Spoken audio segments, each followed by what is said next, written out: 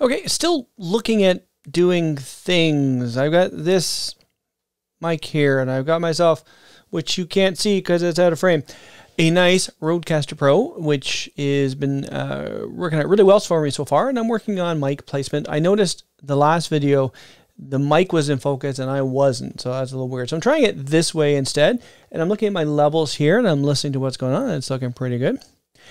Anyway, in the vein of the Rodecaster, which is an awesome device, it's also a big device. So here's what I've done, based on some recommendations from the internet, to make my desk a little bit clearer.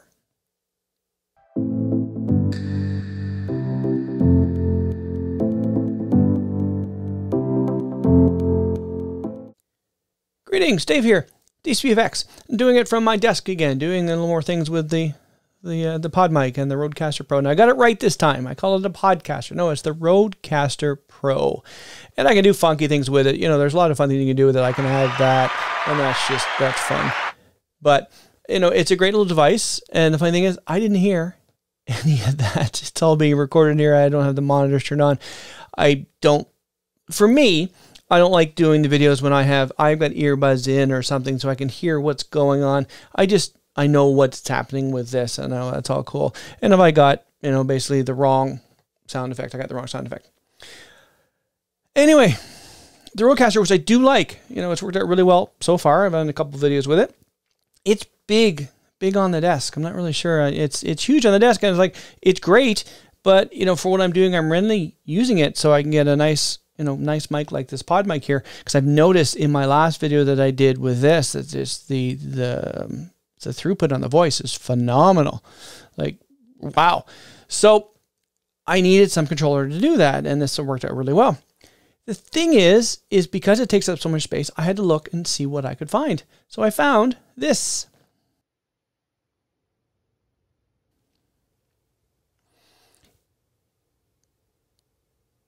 It's just a laptop stand. Nothing major. Here, let me get the name for you. It is, I'm going to get this so you can see it, a Boyata laptop stand. Pretty strong, pretty robust. It seems to work out really well for me so far.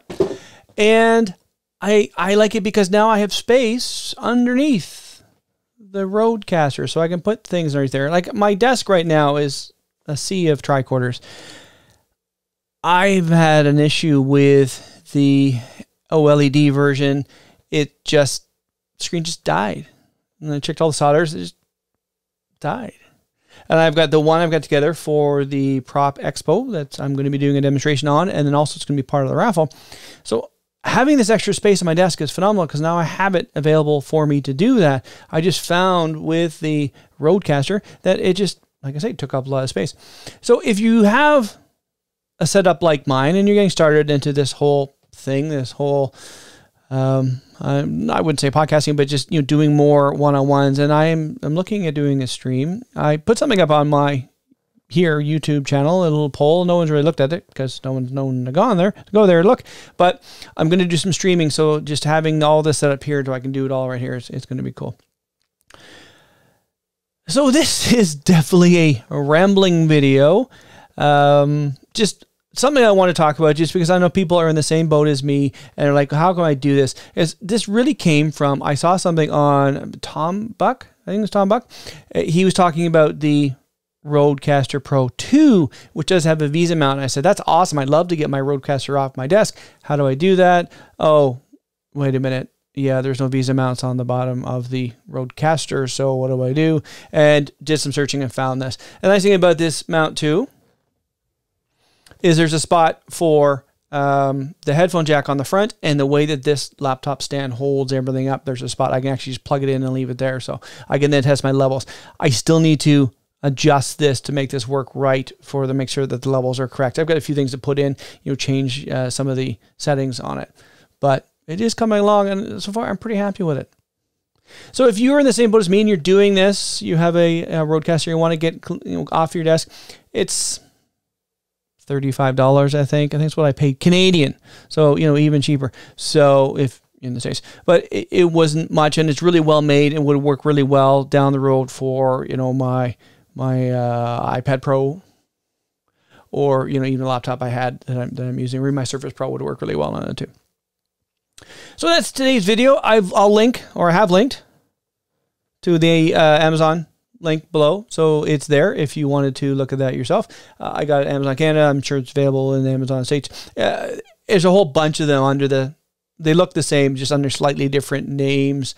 You see that all the time on Amazon. Well, here, so-and-so makes this, and so-and-so makes this, and so, but it's the same thing, just different branding.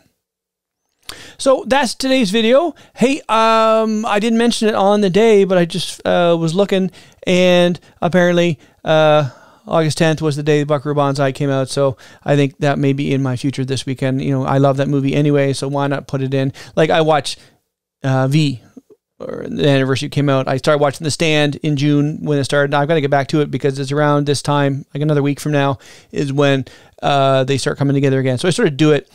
The Stand, Captain Trip starts in June. I sort of just hold off, and then a little bit in July, and a little bit in August, and just finish up in September. Yes, I am strange. That's okay. Hey, I'm not weird.